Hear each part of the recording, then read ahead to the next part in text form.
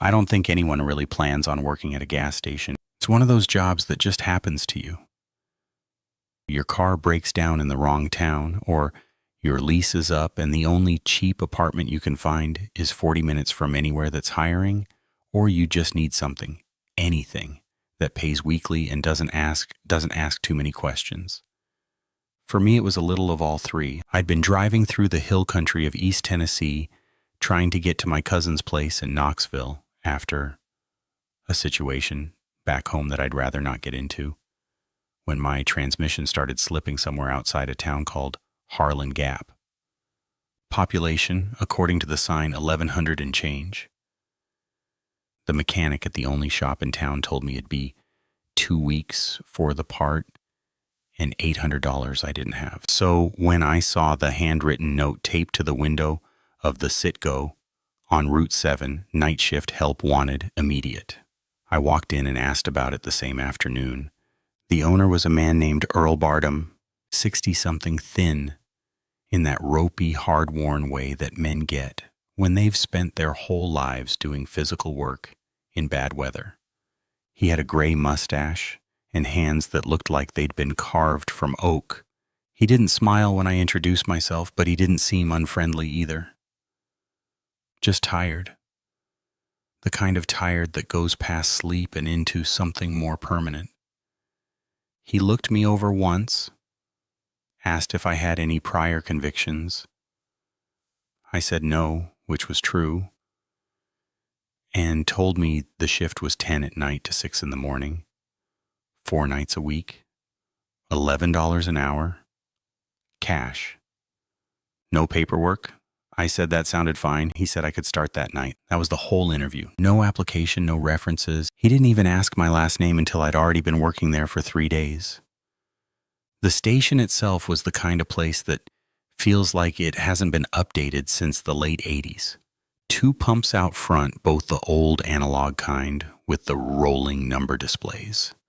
A small convenience store inside with 3 short aisles of the usual stuff. Chips, jerky, motor oil, off-brand sodas. A rotating hot dog rack that I never once saw anyone buy from. Behind the counter was a register, a small black and white security monitor split into 4 camera feeds, and a stool with a ripped vinyl seat that had been patched with duct tape. The fluorescent lights inside buzzed at a frequency that you stopped noticing after about an hour, but that gave you a headache. You wouldn't notice until you left.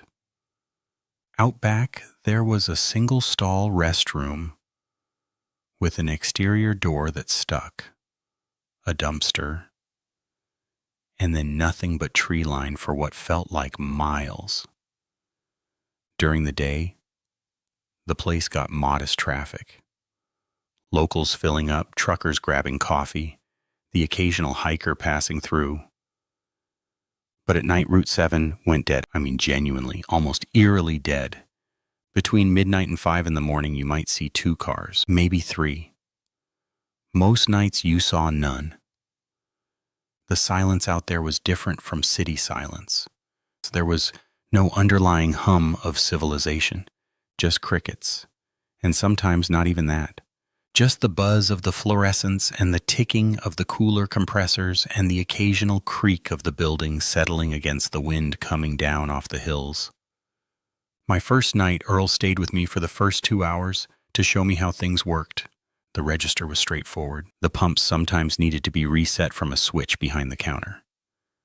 The coffee machine was to be emptied and cleaned at midnight and refilled at 4.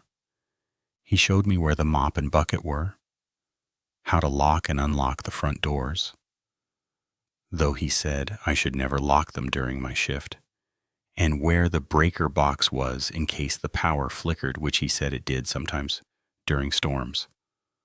All of it was normal, routine, the kind of orientation you'd get at any gas station in any small town anywhere. Then, just before he left, he reached under the counter and pulled out a piece of paper. It was a single sheet, printed on what looked like a home inkjet printer. The text slightly smeared in places like the cartridge was running low.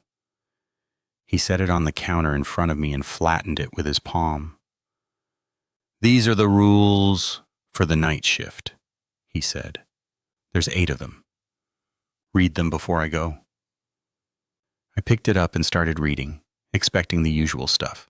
Don't leave the register unattended. Don't let minors buy cigarettes. Lock the safe before you leave. But that's not what the list said. Not at all. Rule 1 said that between midnight and 5 in the morning, if a customer pulled up to the pumps but did not get out of their vehicle for more than 5 minutes, I was not to go outside to check on them. I was to wait behind the counter until they either came inside or drove away. If they were still sitting there after 15 minutes, I was to turn off the exterior lights, using the switch by the breaker box, and wait in the back room until I heard them leave. Rule 2 said that the security camera labeled KM3, which covered the east side of the building near the dumpster, would sometimes show a figure standing at the far edge of the tree line. If I saw this, I was not to zoom in. I was not to try to get a better look. I was to glance away from the monitor for at least 30 seconds before looking again, and the figure would be gone. Rule 3 said that if the phone behind the counter rang between 2 and 4 in the morning, I should answer it, but I should not speak first. I should wait for the caller to say something. If the voice on the other end asked for someone named Dale, I was to say, "He doesn't work here anymore," and hang up. I was not to say anything else. I was not to ask who was calling. Rule 4 said that once per shift, usually between 1 and 3 in the morning, I would hear what sounded like someone knocking on the back wall of the store, near the cooler units. It was not a person. I was to ignore it completely and not go into the back room to investigate until at least 10 minutes after the knocking stopped. Rule 5 said that KM1, which showed the front lot and the pumps, would occasionally display a brief visual distortion. Earl described it as like the picture is breathing, and that when this happened, I should not look at the parking lot through the front windows, only through the monitor. Rule 6 said that between 3:10 and 3:24 a.m., exactly, I should not look at any of the camera feeds at all. I should find something else to do. He suggested wiping down the counters or restocking the cigarette shelf. He underlined the word exactly twice. Rule 7 said that if I ever saw myself on one of the camera feeds, meaning if one of the cameras showed me standing somewhere I was not actually standing, I was to immediately go into the back room, close the door, sit on the floor, and count slowly to 200 before coming back out. I was not to look at the monitors when I returned, not for at least an hour. Rule 8 said simply, if Earl calls you during your shift and tells you to leave, leave. Don't ask why. Just lock the front door, get in your car, and drive. Don't come back until the next scheduled shift. I read the list twice. Then I looked at Earl, expecting some kind of smirk, some sign that this was a hazing thing, a prank for the new guy. But his face hadn't changed. He was watching me the way you'd watch someone reading a set of instructions for operating heavy machinery, patient, serious, and maybe a little concerned about whether they'd actually follow them. Is this real? I asked. You don't have to believe it's real, he said. You just have to follow it. He left after that. I heard his truck start up in the lot, the crunch of gravel, and then nothing. Just me and the fluorescence, and the hum of the coolers, and 4 grainy camera feeds glowing on the little monitor behind the counter. The first few hours were normal, unremarkably, almost aggressively normal. A woman came in around 11 and bought a pack of menthols. A guy filled up at pump 2 and paid with a 20 and didn't want his change. I made a pot of coffee at midnight and poured most of it down the sink at 12:30 because nobody came in to buy any. I swept the floor. I leaned on the counter and read a paperback I'd brought with me. An old Tom Clancy novel I'd found in the seat pocket of my car. The quiet was thick, but it wasn't threatening. It was just quiet. At about 1:15, I heard the knocking. It came from the back wall, just like the rule said. 3 slow knocks, a pause, then 2 more. Then nothing for about a minute. Then the pattern repeated. It sounded exactly like knuckles on drywall. Not aggressive, not frantic, measured, almost polite, like someone reminding you they were there. I put my book down and stared at the wall behind the cooler units. The sound came again.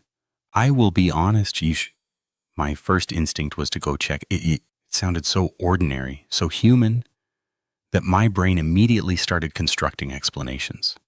An animal on the roof. A branch blown against the siding.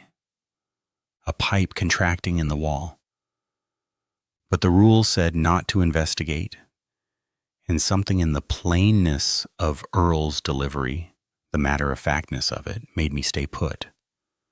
I stood behind the counter and waited. The knocking continued, off and on, for about 7 minutes. Then it stopped. I waited the full 10 before I even looked toward the back room. Nothing happened after that, not for a while.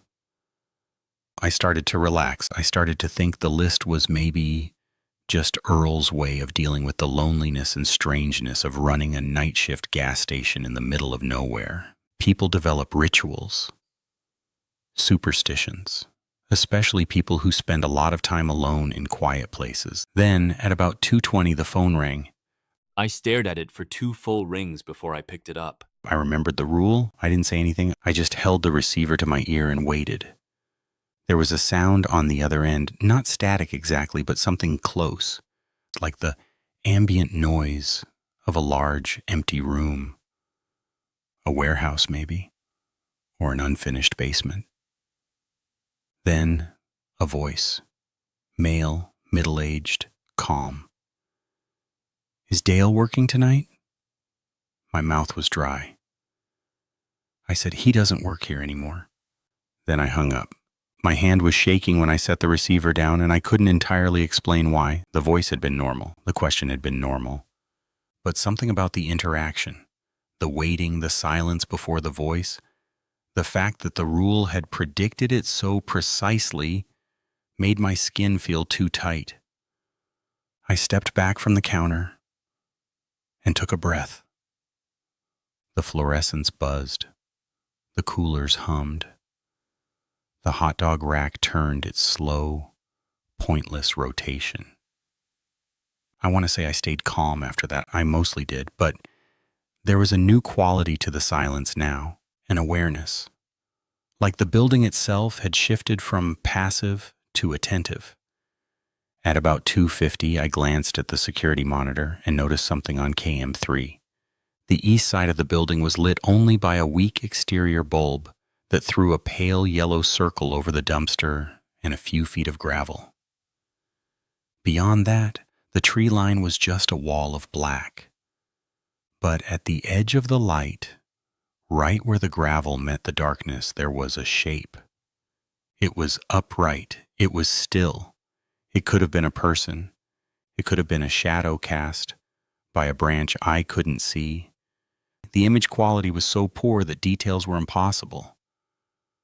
But it was there, and I knew that it hadn't been there 5 minutes ago. Rule 2, don't zoom in, don't try to get a better look. Glance away for 30 seconds. I looked down at my book. I counted to 30 in my head. Slowly, deliberately. Then I looked back at the monitor. The shape was gone. I should have felt relief. Instead, I felt something worse. A quiet certainty that the shape had not walked away, that it had simply stopped being visible. There is a difference, and at 2:50 in the morning in an empty gas station in Harlan Gap, Tennessee, that difference mattered. I kept busy after that. I restocked the cigarette shelf. I wiped down the counter and the coffee machine. I organized the beef jerky display for absolutely no reason, and I watched the clock because Rule 6 was coming. 3:10 to 3:24. Don't look at the cameras. At 3:09, I turned my stool away from the monitor. I picked up my book and opened it to a random page and stared at the words without reading them. I could feel the monitor behind me the way you can feel someone standing in a doorway. That faint pressure of attention. I wanted to look. I wanted to badly. Not because I expected to see something specific, but because not looking felt like standing with your back to an open window on the top floor of a tall building. Every part of your brain tells you to turn around, to check, to make sure. I didn't look.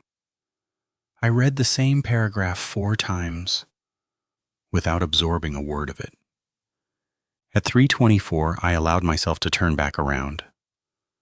The cameras looked normal, all 4 feeds quiet and still. The lot was empty. The east side was empty. The interior cameras showed the aisles exactly as they were. Nothing had changed. But there was something else, something I hadn't noticed before. In the corner of the desk, scratched into the laminate surface with something sharp, a key maybe, or the tip of a knife, were 3 letters, DKR. They weren't new. The scratches were pale and worn, filled with a faint line of grime that suggested they'd been there for months, maybe years. I ran my thumb across them. I had been sitting at this desk for nearly 5 hours and hadn't noticed them until now. I don't know if that means anything. I don't know whose initials they were. Earl never mentioned them, and when I thought about asking him later, something stopped me. Not fear exactly, just a feeling that the question wouldn't lead anywhere I wanted to go. The rest of the night passed without incident, almost conspicuously so. No more knocking, no more phone calls. The cameras behaved, the lot stayed empty. At about 4:30, a trucker pulled in and bought a coffee and a package of powdered donuts. And the normalcy of the transaction felt almost surreal, like waking up from a dream and finding your room exactly as you left it. There was one more thing, though. At about 5:15, just as the sky outside was beginning to lighten from black to a deep bruised blue, I heard the front door chime. A man walked in. He was maybe 50, wearing a dark green utility jacket and work boots. He had the look of someone who'd been up all night, but not because of a shift, more like he hadn't been able to sleep. He walked slowly down the first aisle, picked up a bottle of water, and brought it to the counter. While I rang him up, he looked at me, really looked at me, not the way customers usually do, and said, "You're new." I said I was. He nodded slowly. "You get the list?" I didn't answer right away. Something about the way he asked, quiet, knowing, with no surprise in it, made me careful. I said, "Earl gave me some instructions, yeah." The man took his water and unscrewed the cap. He took a long drink. Then he said, I used to work here a couple years back. Nights like you." He paused. "You follow the rules, you'll be fine. Don't try to understand them. That's not the point." I asked him what the point was. He looked at me for a moment with an expression I can only describe as something between pity and patience. "The point is making it to 6, he said. Then he left. The door chimed behind him, and I watched through the front window as he walked across the lot and down the road in the gray early light. He didn't get into a car. He just walked until the road curved and the trees swallowed him up. I finished my shift. I locked up at 6 when the day guy, a kid named Marcus who couldn't have been older than 19, arrived and took over. I drove back to the motel where I was staying and sat on the edge of the bed for a long time without turning on the TV or taking off my shoes. I was trying to organize what had happened into something that made sense. The knocking could have been pipes. The phone call could have been a wrong number. The shape on cam 3 could have been a shadow. Every individual thing had a possible explanation. but together, arranged across the night in the exact order the list predicted, they formed something that explanation couldn't quite reach. I worked 3 more shifts that week. The knocking happened every night. The phone call happened twice more. Always the same voice. Always asking for Dale. The shape on cam 3 appeared once more. On my 3rd night, I followed the rule. I looked away. It was gone when I looked back. I never broke the 310 to 324 window. I never zoomed in on cam 3. I never went to check on the knocking. But on my 4th night, I broke a rule by accident. It was about 1:40 in the morning. I was tired, more tired than usual. And I was leaning on the counter, half watching the monitor, half dozing. A car pulled into the lot and stopped at pump 1. The engine was running, the headlights on. I waited for the driver to get out. 1 minute, 2 minutes, 3. I remembered rule 1, but my brain was foggy, and the car looked so ordinary, a gray sedan, nothing unusual about it, that I thought maybe the driver was just finishing a phone call or looking for their wallet. At about the 5-minute mark, I made a decision I shouldn't have. I walked to the front door, pushed it open, and stepped outside. The night air was cool and damp and smelled like pine and exhaust. The sedan was still running, headlights cutting 2 pale beams across the lot. I couldn't see through the windshield. The angle of the overhead light turned the glass into a mirror. I took 1 step toward the car. Then the headlights turned off. The engine stopped, and the lot went dark except for the weak light spilling out of the store behind me. I stood there for maybe 3 seconds. Then something in me, something old and deep and completely beyond logic, said, "Go inside, now." Not a thought. An instruction. I turned and walked back into the store. I did not run, but only because running felt like it would make things worse. I closed the door behind me and stood at the counter, breathing hard, watching through the glass. The sedan sat in the dark for another 10 minutes. Then its headlights came on, its engine started, and it pulled out of the lot and turned south on Route 7. I never saw the driver. I never saw any movement inside the car. And for the rest of that shift, the air inside the store felt different, heavier, like the building was holding its breath. Nothing else happened that night, but I didn't sleep well the next day. And when I came in for my next shift, there was a sticky note on the register in Earl's handwriting. It said, "You went outside. Don't do that again." I never found out how he knew. There was no other staff on at night, and I don't think he reviewed the camera footage. The system was old, and I'm not sure it even recorded. Maybe he could just tell. Maybe the station told him. I don't know. I don't want to know. I worked at that Citgo for 6 more weeks. My car got fixed. I had enough saved to make it to Knoxville. On my last night, I sat behind the counter and looked at the monitor and the list and the 3 scratched letters in the desk, and I felt something I didn't expect.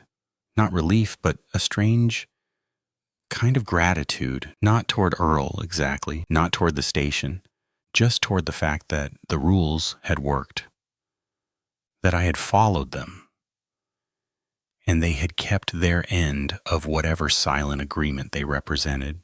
I left the list on the counter for the next person. I don't know if Earl hired someone after me. I don't know if the knocking still comes at 1:15 or if the phone still rings at 2:20 asking for Dale. I don't know who Dale was or what DKR stands for or what sits at the edge of the tree line on Cam 3 in the hours between midnight and dawn, but I know the rules were real. Not real the way a company policy is real. Real the way a scar is real. Something happened at that station maybe a long time ago, maybe over and over again, and the rules are what's left. They're the outline of something that the people who came before me learned the hard way. And I think the kindest thing Earl ever did was write them down and hand them to a stranger and say, "You don't have to believe it. You just have to follow it." I'm in Knoxville now. I work at a warehouse. Day shifts. The noise is constant. Forklifts, conveyor belts, people shouting over machinery. It's loud and physical and completely ordinary. And I have never once taken it for granted. Sometimes, late at night when I can't sleep and the apartment is too quiet, I think about that gas station. I think about the shape on cam 3 and the voice on the phone and the long, careful minutes between 3:10 and 3:24 when I sat with my back to the monitor and tried not to imagine what the cameras were showing to an empty room. And I think about what the man in the green jacket said: you follow the rules, you'll be fine. Don't try to understand them. That's not the point. The point is making it to 6. He was right. I made it to 6. Every night I made it to 6. And I left that place the same way I arrived. In one piece, with no answers, carrying nothing but the quiet, stubborn feeling that some doors stay closed for a reason, and the people who open them are the reason the rules exist at all.